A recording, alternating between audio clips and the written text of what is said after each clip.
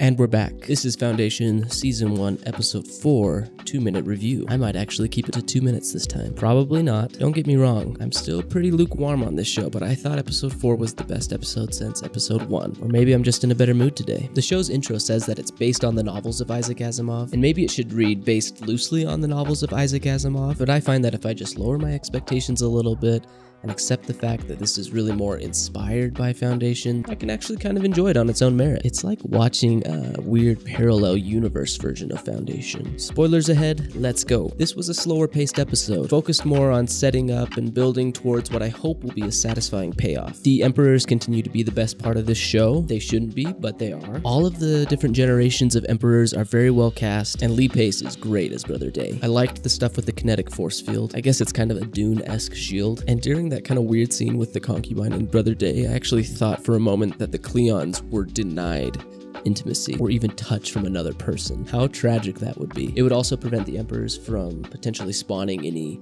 offspring. It would have been really interesting, but apparently, if you just touch softly, then it's fine. The Cleons are probably genetically engineered to be sterile anyways, which is also very sad. I also liked that the Emperors, while they are clones of the same being, they're not entirely the same person. It's that whole nature versus nurture argument. Their different eras and experiences are influencing them and shaping them, and this causes disagreements between them. I know that in my own life, the hardest person for me to get along with is myself, so it makes sense. And maybe Harry Seldon wasn't entirely correct when he said that the Emperors have nothing new to offer. I liked Warden Salvor Hardin more in this episode. I like that she takes it, she rolls with the punches. I like that she's relying more on strategy than force. We're starting to see more of her arc and hints of who she could become. True, she is outnumbered, fighting back would be stupid, but it does feel like she doesn't want any trouble. Maybe she's not all that hot-headed after all. Bit of a deviation from the book here, but it's actually Salvor Hardin's dad who first drops the line that violence is the last refuge of the incompetent. I wonder if this is like a Spider-Man Uncle Ben moment,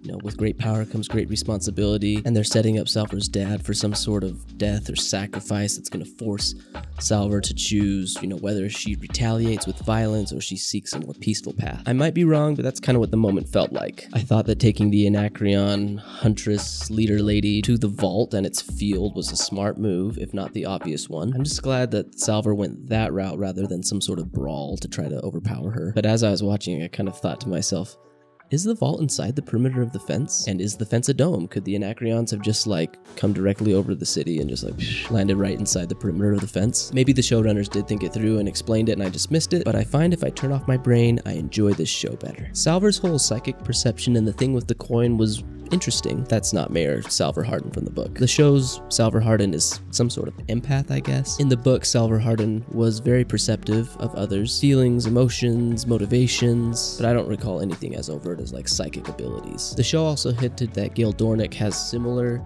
psychic abilities in the first couple episodes, and I believe in the later books there are some characters with psychic abilities. I haven't gotten that far in the series yet, but yeah, Salvor and Gale having these abilities is new. Also, who is the kid with the knife in the library? Was that a young Raish? Are we gonna get some resolution there? Even though it's nothing like the book, that scene with Salvor and the Huntress lady I kind of liked. I like the idea that if you can understand your enemy and where they're coming from and what's motivating them, you can sympathize with them a little bit. It doesn't make them right, but it does make them more human. But man, they're really gonna drag out the opening of the vault as long as possible. Somebody told me on Reddit or in the comment section of my videos that it was gonna be episode 9, and that is just like, that is a long time to resolve the first conflict. Oh, and Gale's back. No surprise there. I just thought her return would have been delayed longer. At the end of this episode, I turned to my wife and I was like, well, what'd you think? And she responded, meh.